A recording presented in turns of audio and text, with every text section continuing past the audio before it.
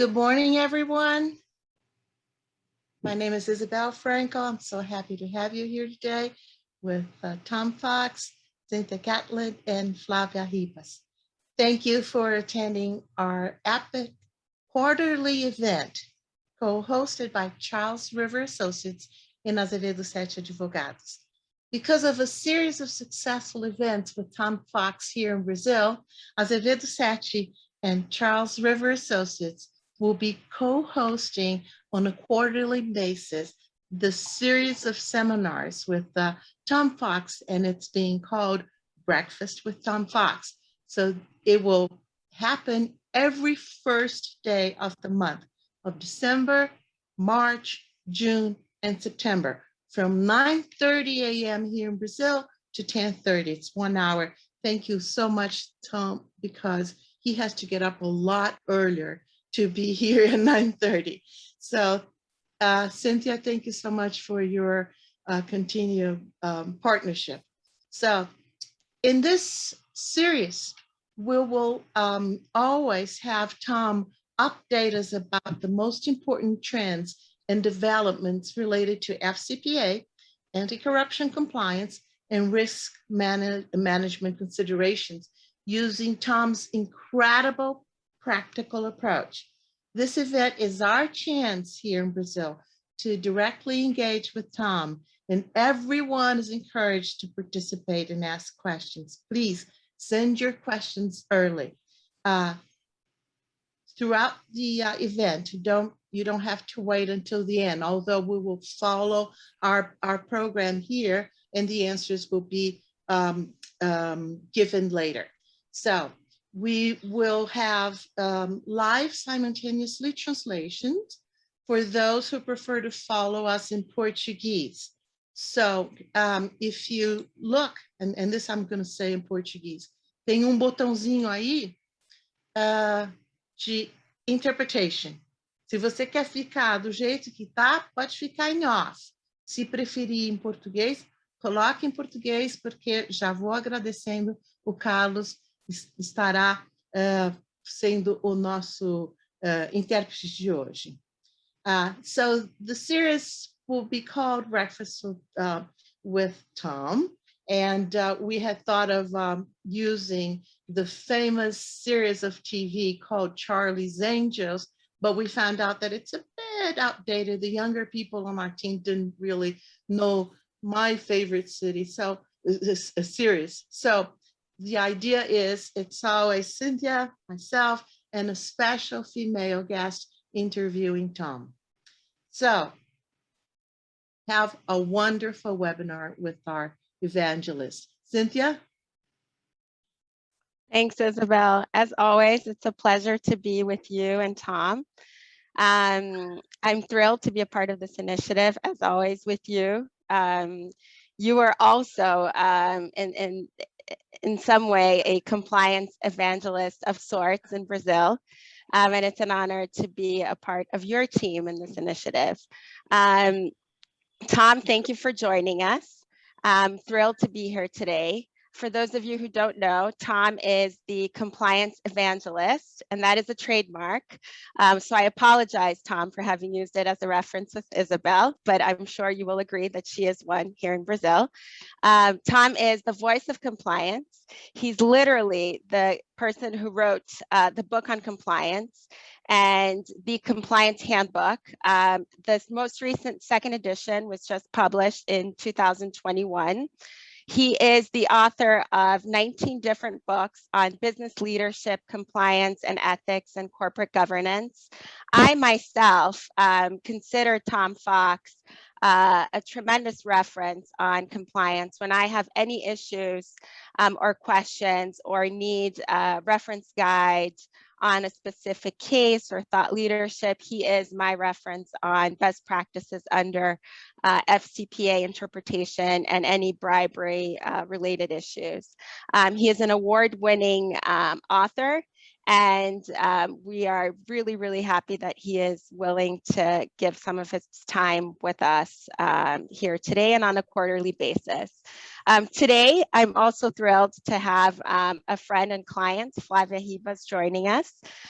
Flavia is perhaps one of the most well thought out compliance officers here in Brazil. She has a tremendous amount of common sense, and it's always a pleasure to work with her.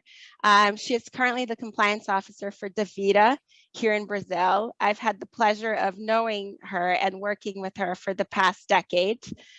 She is an attorney by training. She has extensive international experience and has worked with compliance for over 20 years.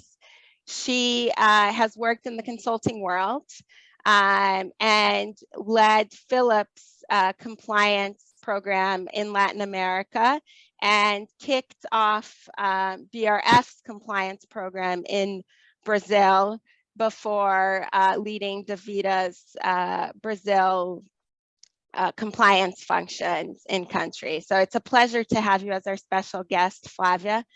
And we look forward to hearing your insights and collaboration throughout today's event. And with that, I pass on to you, Tom, the baton. So thank you, Cynthia and Isabel and Flavia. It's great to meet you, and thank you so much for participating in this. You know, I really hope one day it's live breakfast with Tom Fox, not virtual breakfast with Tom Fox. But I have my Christmas tree up, and we're very festive here. But I wanted to maybe hit a couple of highlights from the last 3 months since the last time we had a chance to get together. We had one FCPA enforcement action, but what I want to focus on is a very significant speech, which was given in October by the Deputy Attorney General, Lisa Monaco. The Deputy Attorney General is a very important position in the United States Department of Justice. It's the #2 position. It goes by the acronym DAG. DAG.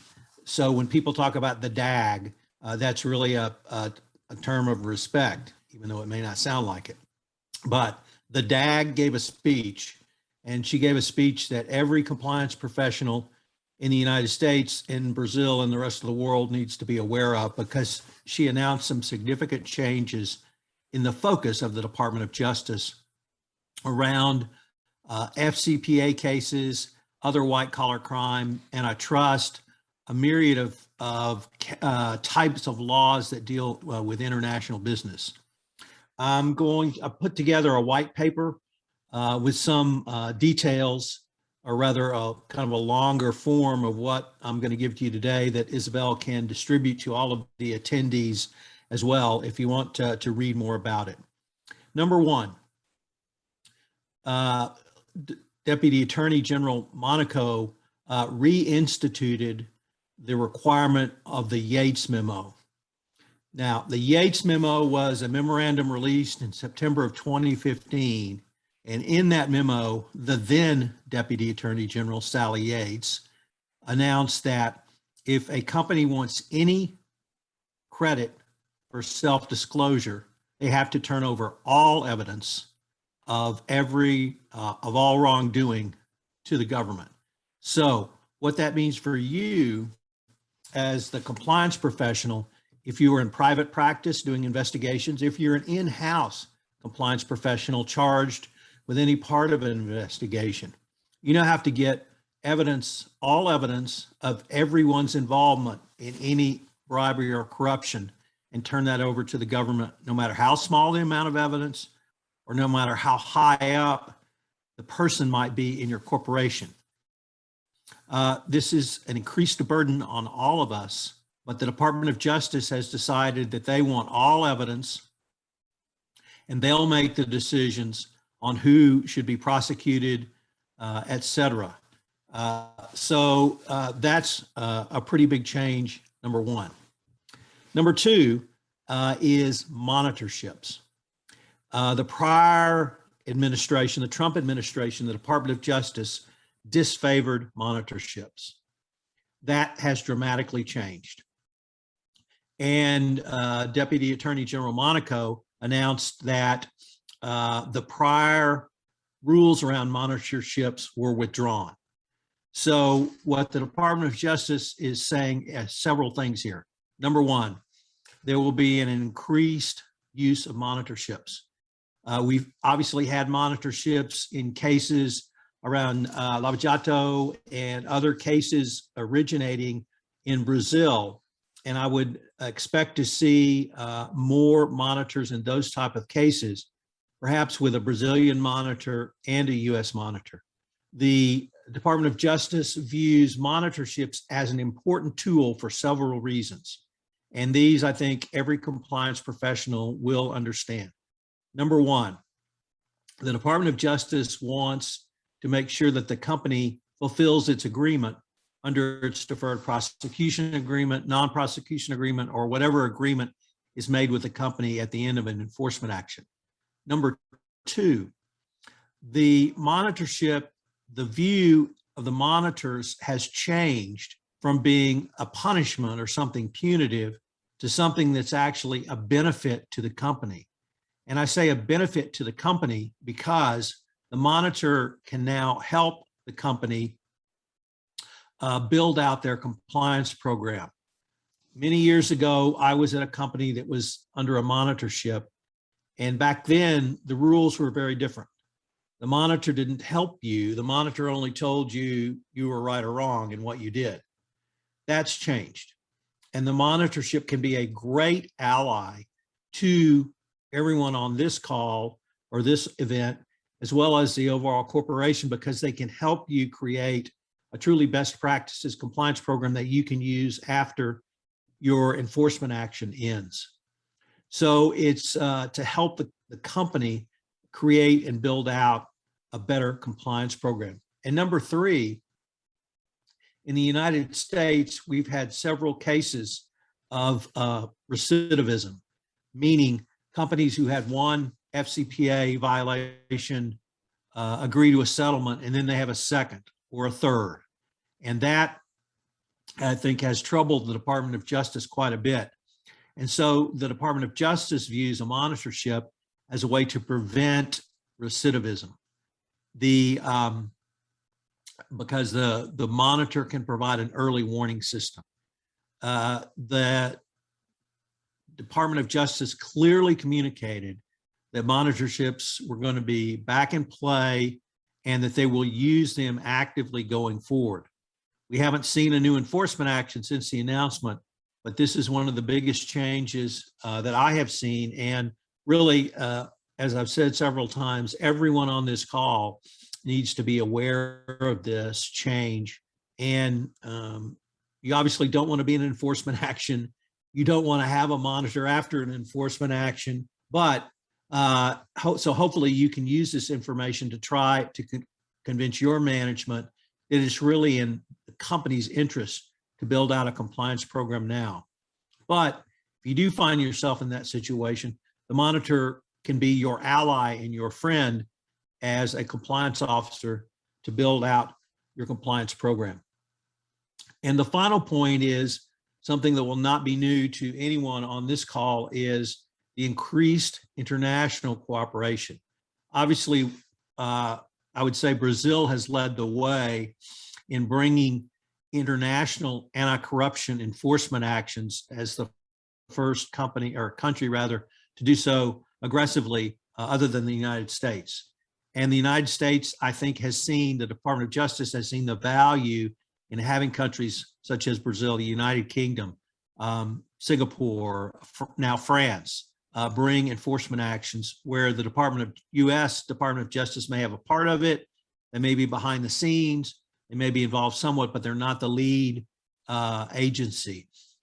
So I think there's going to be an increased international cooperation because the United States has decided and publicly announced that corruption is a national security threat to the United States, and that the United States will use, excuse me, all of the resources for this security threat. And some of those resources are resources outside the United States, and that's enforcement representatives from Brazil or other countries, but it's people like you and me, compliance people. So this was a really significant speech. I expect to see a lot come out of this speech, and there's a lot for you as a compliance professional in this speech. There was one enforcement action in the last 3 months, and that was WPP. WPP is a worldwide advertising agency. And there's a couple of, or maybe 3 points I'd like to bring up for you to consider. WPP in the first years of the last decade, so 2010, 2011, went on a very large acquisition spree. And what they did was they went to countries that had other advertising agencies and they bought them and they incorporated them, just traditional M&A work. You want to grow, one way to do so is buy other companies. And that's what they did all over the world. Obviously, nothing wrong with that.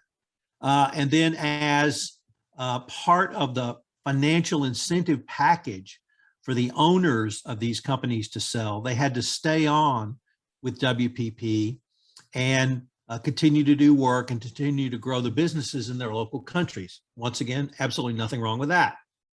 And then the owners would receive a payout at 12 months, 18 months, 24 months, some period down the line. So they didn't get all their cash up front. Once again, nothing wrong with that. It's a very standard mergers and acquisition tactic because you want to keep the founders of the companies you bought involved in helping you grow the business. But what happened was there were very aggressive sales targets because they paid a lot of money for these agencies. And so in several countries, there was corruption to sell advertising. And it was advertising to government officials, government agencies, so that was clearly FCPA involvement. And so that leads to my question to you, the listeners on this event, is when does a financial incentive change to become, or from something that we all have seen and we all agree is acceptable, to something called a perverse incentive, meaning incentive to drive bribery and corruption? So that's sort of lesson number one. Be aware of the financial incentives you're putting in place with a new business partner, a new business venture, a mergers and acquisition. Obviously, with your sales force, if you have 100% commission, they're going to do whatever they need to do to make sales to hit their commission targets. So when does a regular sales commission, when does a regular financial incentive become so high that people are willing to engage in bribery and corruption to get it? So that's sort of point one. And obviously within that is, are you as a compliance officer aware of the mergers and acquisitions activity of your company? Are you looking at the proposed target in due diligence from the compliance perspective, not from the financial perspective? So lots of issues around that. Number two, the country with the largest amount of corruption, there were several, which unfortunately Brazil was one, but the country with the largest amount of corruption in the WPP enforcement action was India. And in India, the corruption started relatively early, but there was a whistleblower who reported the corruption internally. And this whistleblower reported the corruption. After the first report, the company commissioned an external auditor to perform an investigation. That external auditor was not given the documents, that was not given access to the people engaged in the bribery and corruption.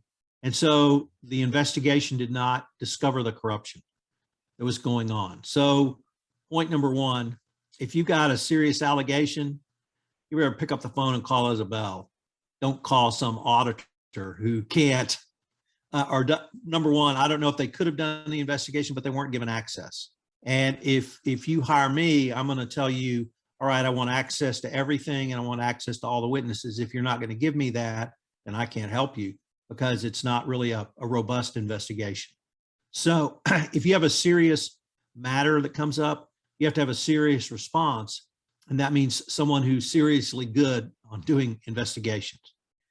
But this whistleblower didn't stop. This whistleblower continued to provide information to the company. And indeed, reported internally 7 times to the company. And they, at the end, they were reporting with attached documents. Finally, the company woke up and then hired an appropriate outside counsel to do an investigation, and it started everything. So you have to take whistleblowers seriously, and you have to take them seriously when they initially report. I have to say, I find it very unusual that a whistleblower would have the persistence to report 7 separate times, but this whistleblower did for whatever reason. So if something comes in and an allegation of bribery and corruption is made, you have to respond seriously. And you as the compliance officer are probably going to be on the front line to receive the initial report. Now, when you receive that initial report, it has to be properly triaged and then properly passed up whatever your reporting channel is. So you may not do the investigation, but you may actually be on the front line to receive the report. So that's very critical. So those are really the 3 points. Number 1, compliance needs to be a part of your M&A team. Number 2, watch your financial incentives and make sure they don't become so great that they become perverse. And number 3 is when an allegation is brought forward either through an internal control or through a whistleblower, through some other mechanism, you need to take that seriously and investigate it seriously. And I'd like to end with some thoughts around compliance and ESG. And I think this is something we've touched on before, and frankly, it's going to be something we touch on probably every breakfast, because it's become so important literally on a worldwide basis. And its importance is not because the Brazilian government or the US government or any other government has said, this is our policy. It's important because the business community has recognized that it wants to do business with companies that are ESG positive. And how that relates to you as the compliance officer is you need to be, if not running your ESG program, I think you need to be running it. But if you're not running it, you need to be involved in it. Because number 1, I think about 80% of everything a compliance officer does fits into ESG. Maybe not so much the E, if you take that as strictly environmental, but with the S, social or sustainable, and the G, corporate governance, my whole remarks around hotlines and whistleblowers, that's actually directly in the S of ESG. So if you're a compliance officer and you're charged with a hotline, something comes in, you assess it, you investigate it, or you send it to outside counsel for investigation, you keep your whistleblower informed, and then you find something and you remediate it or you close the case. That's actually part of ESG. That's good corporate governance, and that's sustainability. So you may not think of what you do as ESG, but I would challenge you to maybe reframe your thinking, because I believe most of what compliance does is really ESG. Now, the Department of Justice, the US Department of Justice, in June of 2020 released its evaluation of corporate compliance programs update. In that update, they said 2 things that turns out are very important to this ESG discussion for compliance. Number 1, that the compliance CCO and the compliance function need to have access to all data in the company. No data silos, no differentiation, no finance, not finance data, HR data, compliance data, IT data. The compliance function has to have access and oversight of all of that data. So number 1, your compliance function is going to be one of the few corporate functions that should have access to data across your company to see what ESG activities you're doing. Number 2, and this is equally important, for the first time, the Department of Justice said the compliance function and the chief compliance officer are the holders of institutional justice and institutional fairness in the company. And then it's the role of the CCO to lead that effort. Now, you may think of institutional justice as we don't fire people except for cause, or people are accused of something, they have a chance to defend themselves, or we have a very set procedure for our layoffs. You may think of that as an HR function, but the Department of Justice says it may be an HR function, but you as the compliance officer have to make sure that employees are treated fairly and justly. That is directly in the S of ESG.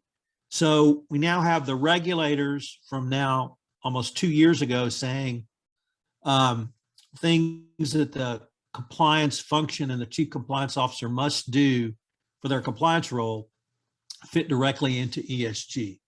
So perhaps we could do at some point a separate ESG and compliance event, because I have a lot of thoughts on that as well. But your function, if you're a chief compliance officer, or your compliance function needs to be a part of that discussion within your organization. So that really brings me to the end of my formal remarks, as I would say. And Isabel and Cynthia and Flavia, I know you all have some questions for me. So we want to maybe move to the question phase. Yes, thank you, Tom. It's great and inspiring to hear you as your thoughts and words go straight to our hearts as compliance professionals.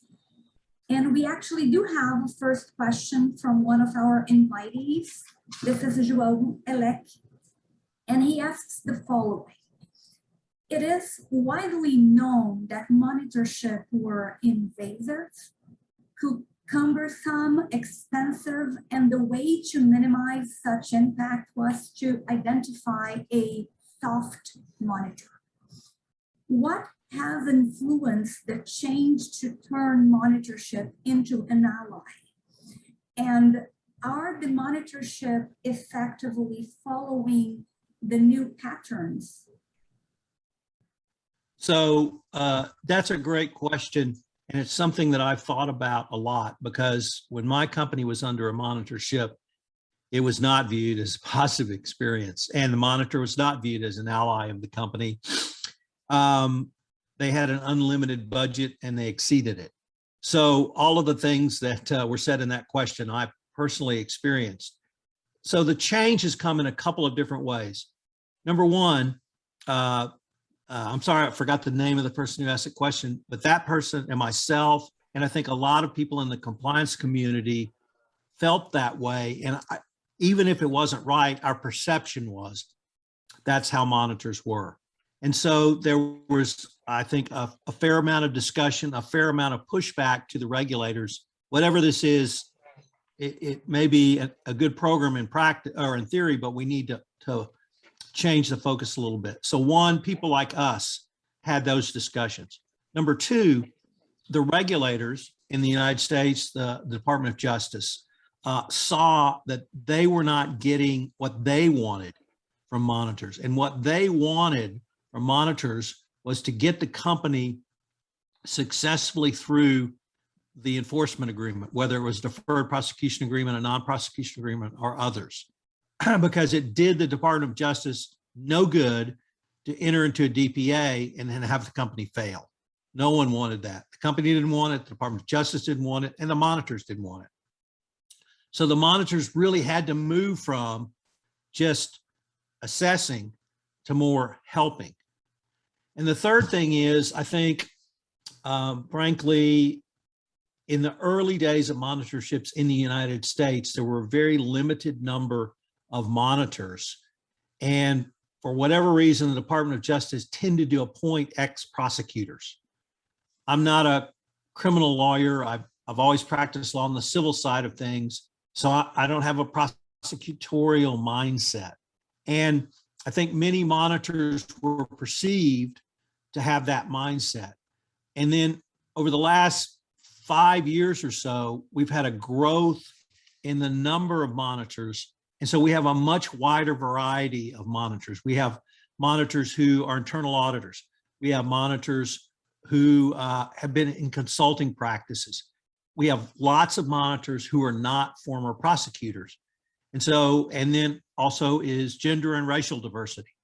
Because it was the US government, there was a push for diversity. And so we brought in diverse monitors. And anytime you add diversity, whether it's gender, whether it's race, whether it's religion, I don't care what it is, you get different perspectives. And those perspectives help, I think, broaden out what a monitor can bring. So kind of all of those things or factors were bubbling up, and the Department of Justice was also rethinking how they wanted to use monitors, because I mentioned in Deputy Attorney General Monaco's remarks the problem of recidivism and the problem that companies were not complying with what the Department of Justice saw as their obligations under their settlement agreements. And so the Department of Justice wanted to use monitors not to punish those companies, but to maybe act as an early warning system if something comes up, whether it's a violation or not, but certainly before it becomes another violation that leads to another enforcement action. So all of those factors, I think, have brought us to this point where we now see the regulators in the form of the U.S. Department of Justice saying, we want monitors to work with companies because, number one, we see it in the interest of the Department of Justice. Number two, we see it in the interest of companies. And number three, we see it in the interest of the international fight against bribery and corruption because it can act as an early warning system to prevent something else from happening. So I would agree with the question. The perception I had in 2007 was exactly that. And I think many others in our community had that perception. Many had experiences that led to those perceptions, but all of us have been able to engage in a dialogue, both between ourselves internally, but also with the regulators. And the regulators have seen, I think, that whatever the old system was, we needed to have it evolve. And that's why I think where we are now.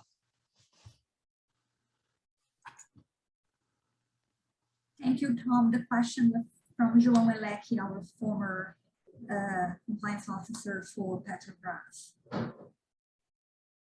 Well, that explains that. I'll handle it to you now. Do you have a question for Tom? Yes, thank you, Flavia, so much.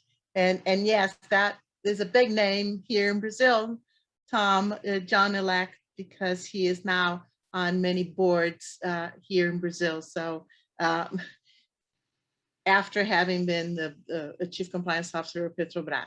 But I'm so happy with the news that the Yates Memo has been revised, that the monitorships will be dramatically changed and they will increase because, as you know, I have participated in many monitorships, and I was the first Brazilian American selected by the DOJ and SEC to work in the monitorship here, just as you mentioned, in combination of one monitor in the States and I definitely didn't like to be perceived as that prosecutorial person, because I definitely wanted to help the company that I was working with. So having said that, I wanted to ask you if how the selection of the monitors will happen, because we had the Montfort memorandum, then we had Brewer memorandum, and then the Benchowski memorandum, all of these memoranda by the then DOJ boss or telling us, giving us guidance of how the monitors would be selected. And I'm sure everyone here in this audience would love to understand what it takes for you to be a monitor and how the selection will be conducted. Thank you. So the Department of Justice has not released any formal guidance on how monitors will be selected. Right now, it still seems to be when a case gets close to settlement, sort of somehow everybody finds out about it and then they submit monitorship proposals. Companies will solicit monitorship proposals as well. I think the key is now that you present a diverse team. It's not so much Tom Fox or Isabel, the monitor. It's Tom Fox or Isabel's team. And what they want to see is a well-rounded team. That, of course, that includes diversity, but it's also diversity in terms of your professional skills. So I'm a lawyer by training. Isabel's a lawyer by professional training. We bring a certain legal mindset, no question. But do you have an internal audit resource? Do you have an internal control resource? Do you have a data scientist resource? Do you have HR or other corporate function resources as a part of your team that you've identified that you can bring in? Obviously, your experience is going to be important. And please don't, I don't think it is, well, I've never done a monitorship, so I can't get one, or only people who've done them can get them. I think the Department of Justice and in fact, many other organizations in America are utilizing them. And I say organizations such as state governments are using them for state antitrust claims. The state of California is very active in using monitorships, but they want to see a team with professional expertise, a team with professional diversity, in addition to diversity within your team. There's a very good example of a gambling casino, of all things, got into trouble trying to get its gambling license. And you might think, what does that have to do with compliance? Well, it was a legal related matter.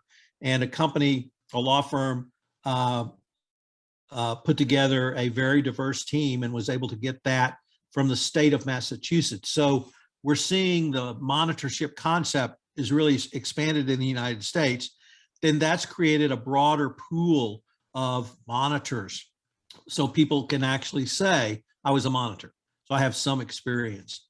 But I think the key is, it's not Tom, it's not Isabel, it's the team. And if you can put together a team, once again, diverse, gender, racial, but also professional diversity is going to be critical, because you have to be able to look at a wide variety of things and assess those within, and that might even include a communications expert, something like that, if it's a significant monitorship. So I think it's really the team you bring to bear, and it's really not so much the name at the top.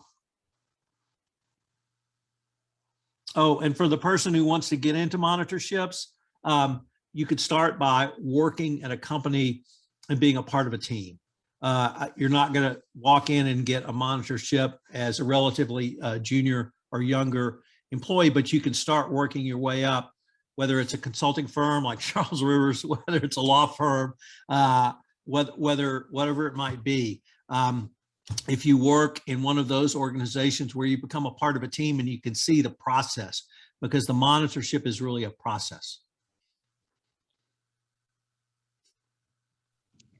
I think it's exciting to see that that the role is evolving. I've always wondered, and I'm not going to put you, Tom, on the spot, but whether there was a conflict of interest or of ideology when you have former prosecutors, being the monitors in a lot of these cases. And perhaps that's a topic for a whole other event, but it's interesting to see that we're evolving in that role, to have people that have worked at companies, right, that can understand how a corporation works, now evaluating how, how they can effectively cultivate change.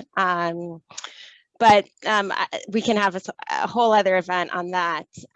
My question for you is more, you mentioned, I think the role of the compliance officer tends to change and be all embracing every time the DOJ drafts something, and it gives a lot of responsibility for someone that is sometimes not afforded a lot of privileges institutionally.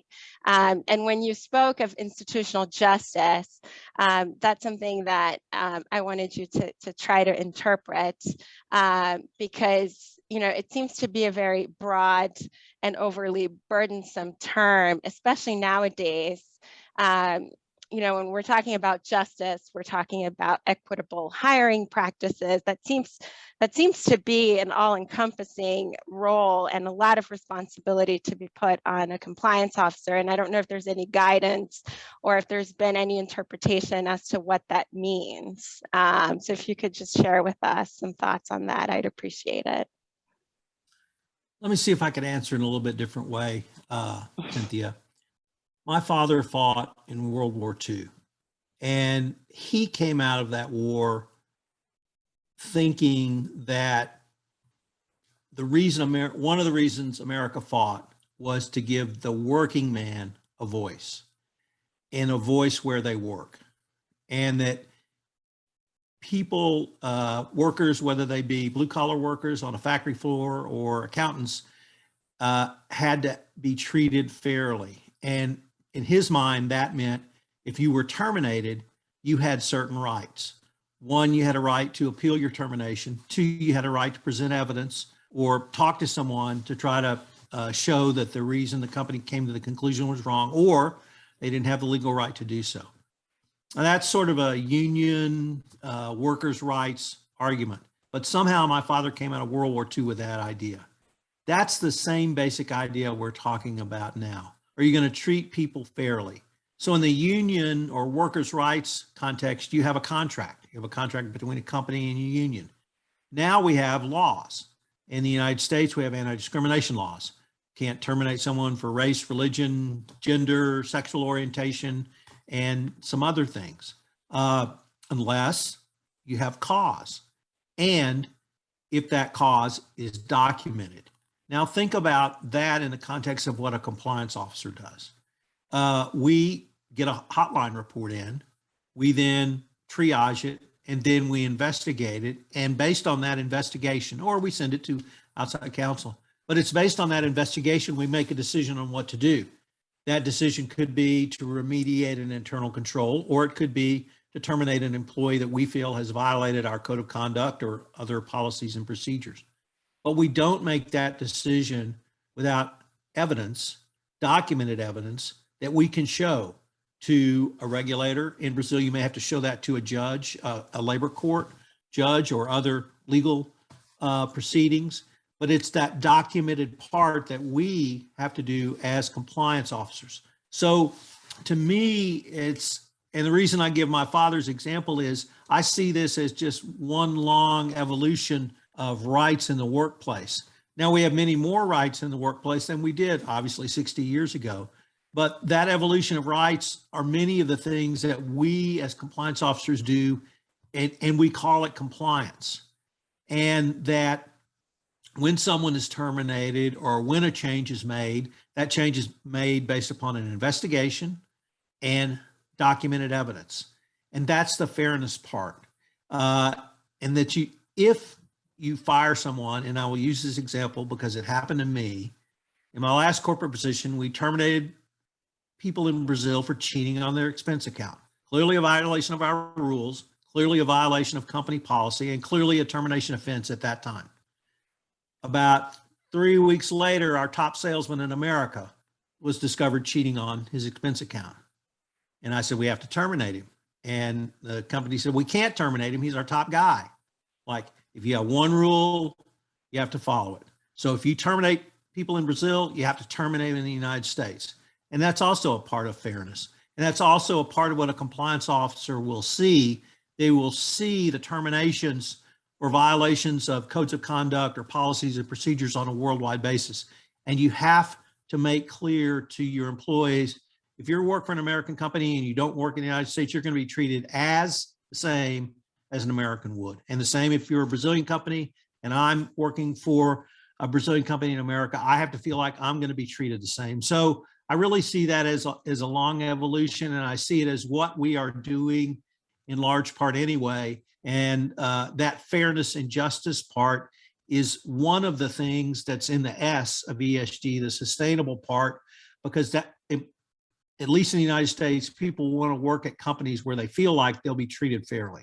If they make a mistake or if they engage in a violation, there will be consequences, but those consequences will be fair and everyone will be treated the same literally across the world. Thank you.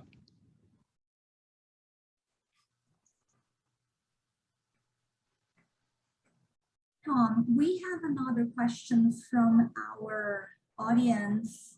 This is coming from Akira Anu Jr. He is the compliance officer at Braskem. And he says that for the last 3 years, he has been working with monitorship from DOJ and the Brazilian Public Ministry. And he asks if you see more room for improvement about law regulations of the profession of independent monitorship. I know this may be already partially answered, but I thought it was worth giving him the credit and asking you what he asked. Would you mind commenting? Sure. Actually, yes, I do see not only opportunity for greater professionalism in the monitorship class or subset of work, but also I see that going on. There's one group in the United States called, I think, International Association of Independent Compliance Monitors, IAICM, that has worked towards creating greater professionalism in monitorships. There are companies that I'm aware of in the United States that solely are monitors and perform monitorships. Obviously, consulting firms, law firms, accounting firms, all have talent that has engaged in monitorships. But I see the monitors, because monitors and monitorships can be such a powerful, positive tool.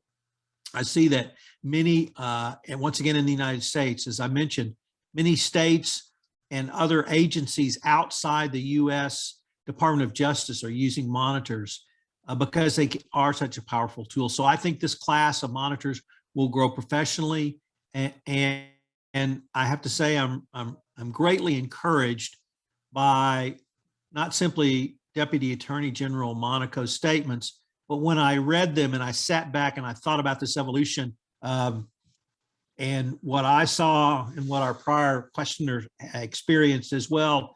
And I know Isabel has been a part of this evolution and discussion that we're moving monitorships to where I think the perception, if it hasn't changed, it will change. And that change will be a very positive change. Very good. Thank you, Tom. That was great. I have to remind the audience that Tom will generously donate or raffle a book.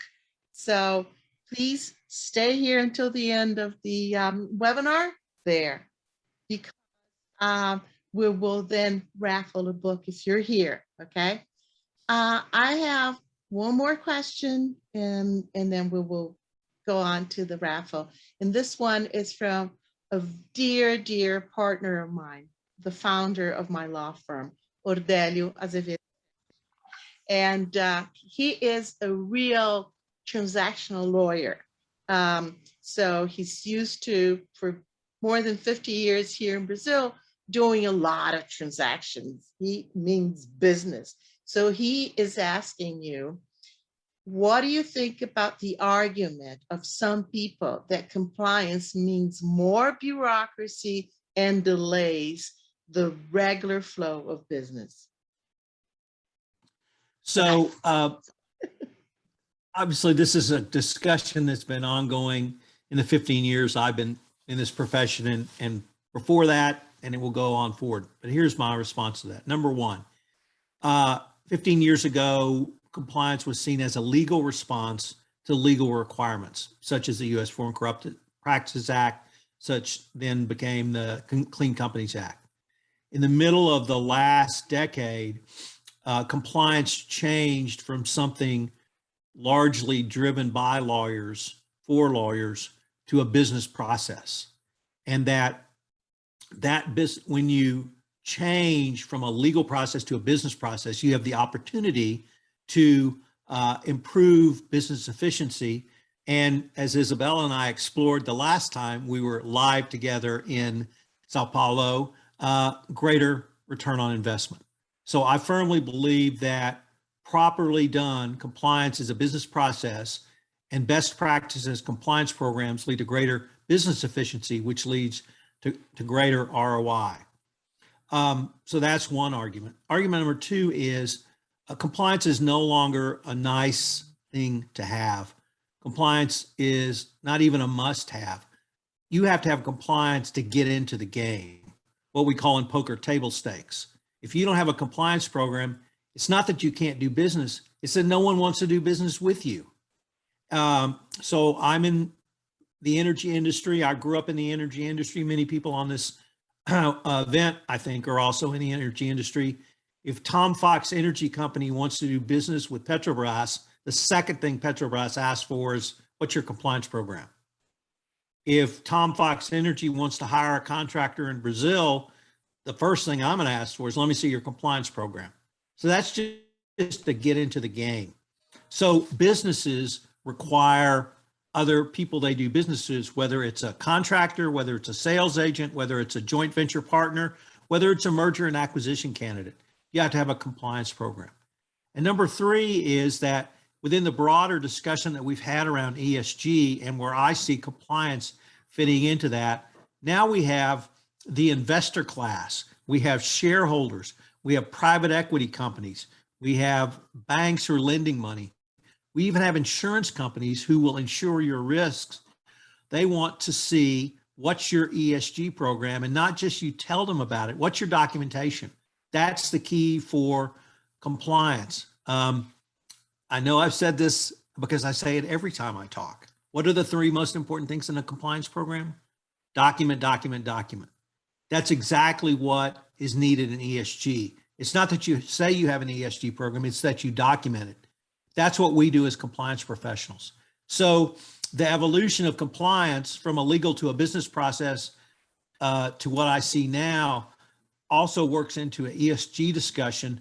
And because of the tools and skills compliance professionals bring to bear on compliance programs, I think we can lead ESG efforts as well. And that's going to open up the investment, the money.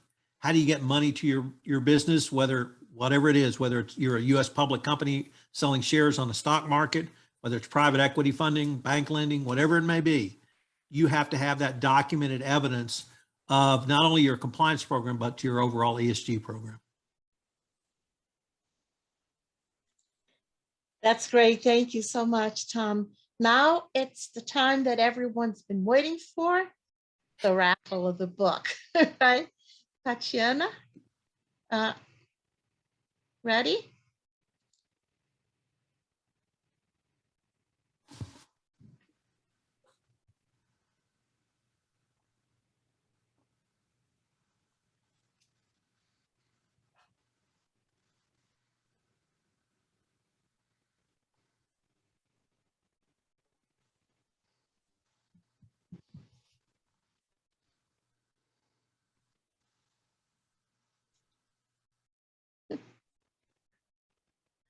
And the winner is